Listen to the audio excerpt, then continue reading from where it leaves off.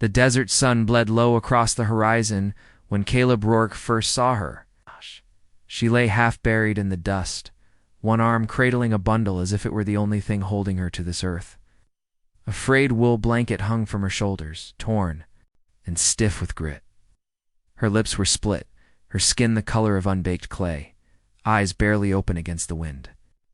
Beside her, the newborn made no sound, only a faint movement under the thin swaddle, proof that life still lingered. Without a word, he knew the look of someone the desert meant to claim, and he'd seen enough death to know this woman stood on its edge. He gathered them both into his arms. The weight of the child alarmingly light. His shadow stretched long over the sand, darkening.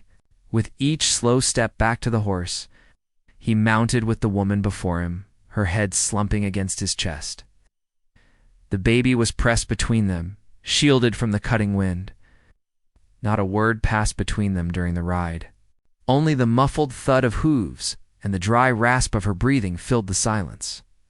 By the time they reached his homestead, the light had gone and the air had turned sharp with night's cold.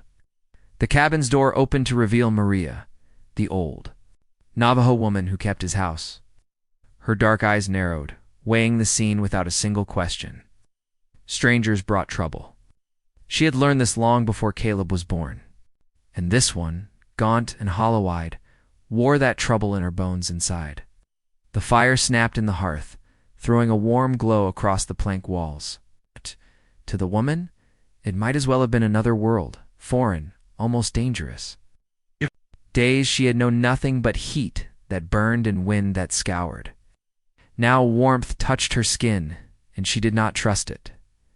Caleb set her on the edge of the bed, took the child gently from her arms, and nodded toward the tin cup Maria had filled. With water, the woman drank in small, hesitant swallows, as though even the water might be taken from her. He handed the baby back, then draped a thicker blanket across her shoulders. He spoke only once, his voice low and even. Rest. You're safe for.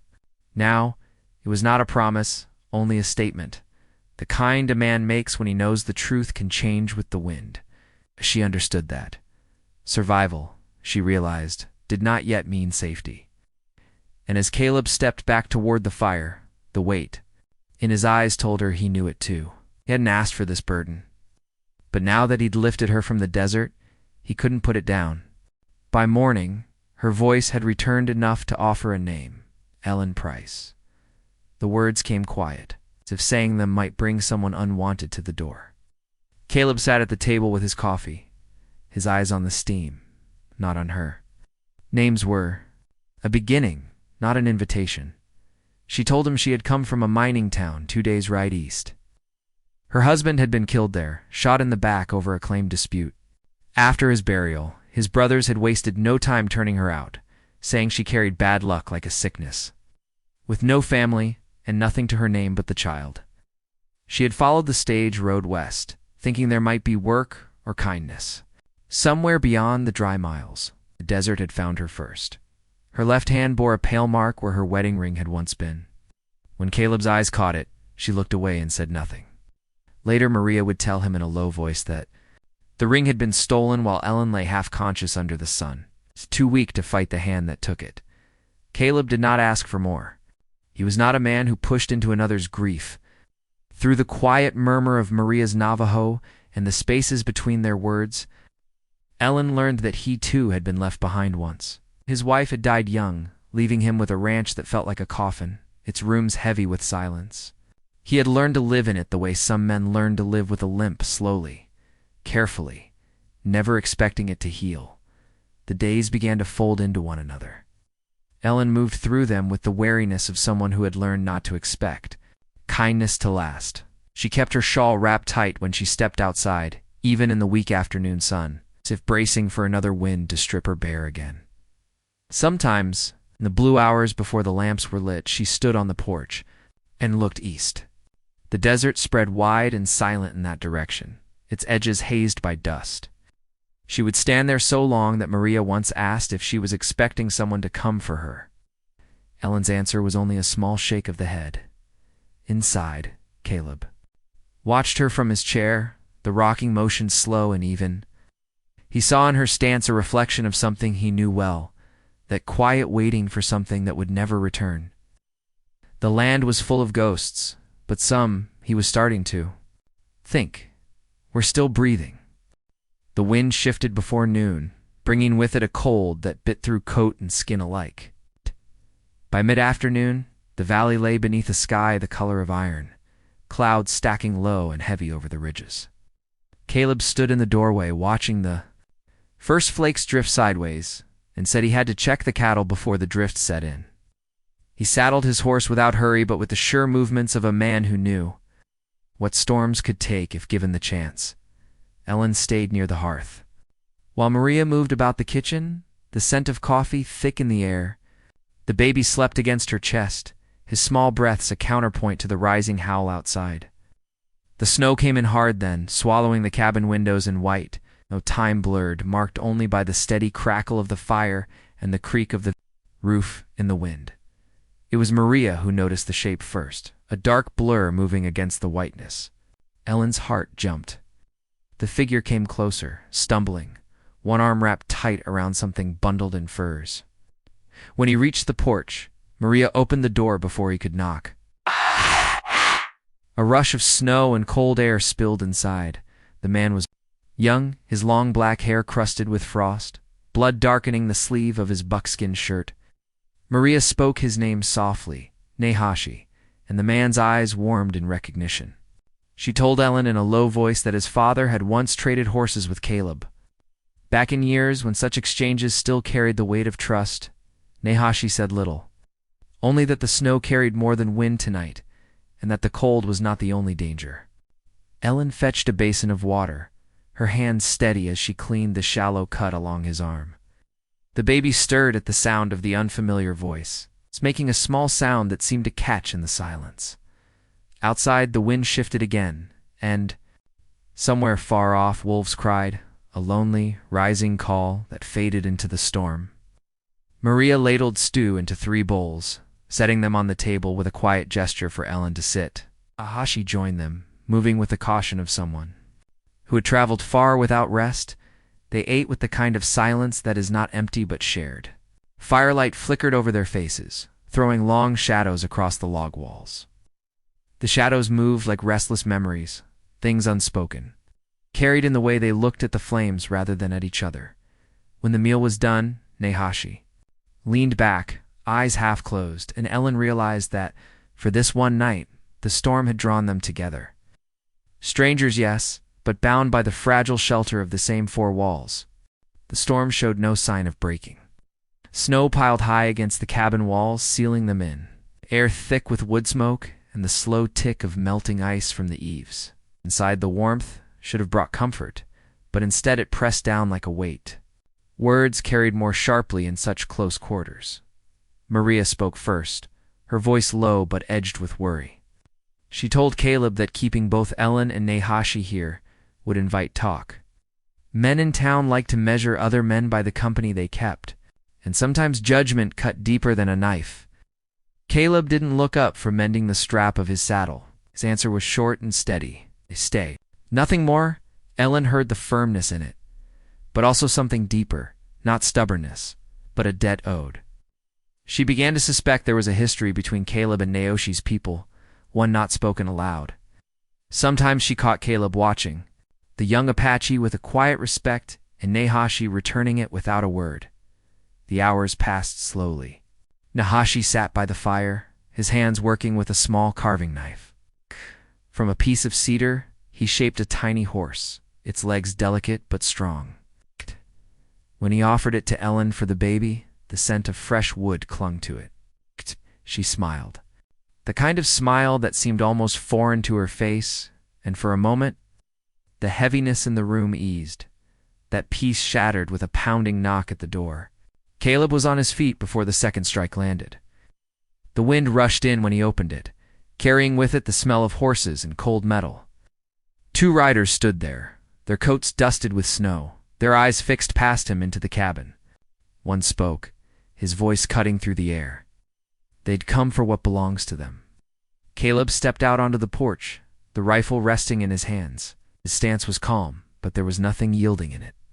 The wind howled between them, rattling the loose boards underfoot. The men looked past him again, seeing Ellen's pale face in the lamplight, the baby in her arms. Something sharp flickered in their eyes, a claim not spoken, but understood. "You'll ride home empty," Caleb said. The standoff held for a long moment, the only sound the hiss of snow against the roof. Then the riders turned their horses. Without a word, the crunch of hooves faded into the storm. Caleb closed the door and set the rifle aside, but the air inside the cabin had changed. The fire still burned, yet the shadows seemed deeper. The danger hadn't gone, it had only stepped. Outside to wait, curling in the corners like smoke that refused to clear. The days after the riders' visit settled into a rhythm born more of necessity than comfort. The snow still lay deep across the pasture, the air sharp enough to crack skin, and there was work that had to be done if they meant to last the winter. Caleb showed Ellen how to stack the firewood so the air could move through it, how to check the saddle straps for wear, how to brew coffee strong enough to warm a man from the inside out on a cold morning. He spoke little while he worked, but his presence beside her was steady, like the slow beat of a heart that had learned endurance. Ellen took to mending where she could. One of Caleb's old shirts sat folded on the table for 2 days before she took it in her hands, the fabric worn thin at the elbows. The stitches came slow at first, her fingers aching in the cold, but she kept at it until the seams held. Wasn't much, but it was something of hers in this place, proof she could still make something last. In the evenings, the work was done, and the wind moved like a living thing around the walls, searching for a way in. One night, with the snow falling and thick silence outside, Caleb sat at the table across from her, his hands resting loosely on the wood.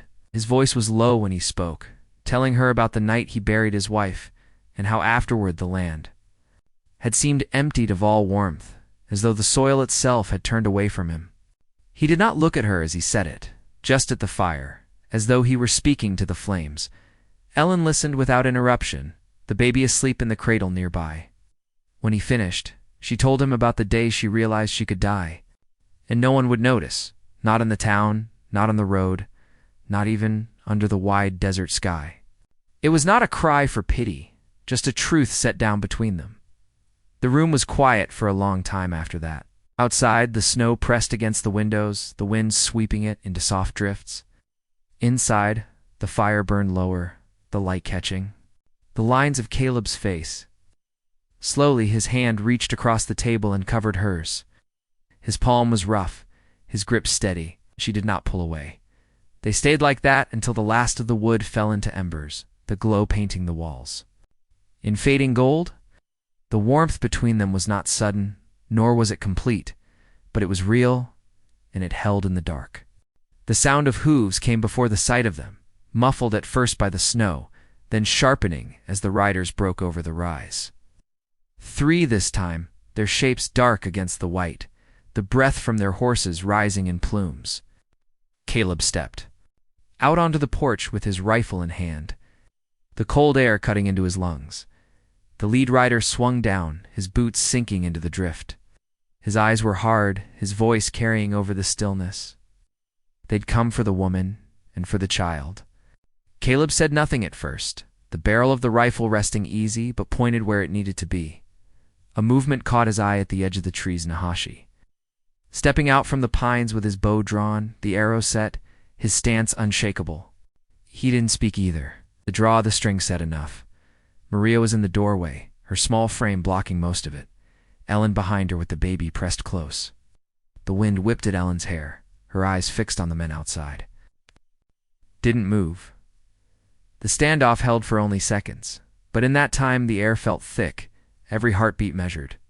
The riders must have seen it too, that this was no house where anyone stood alone.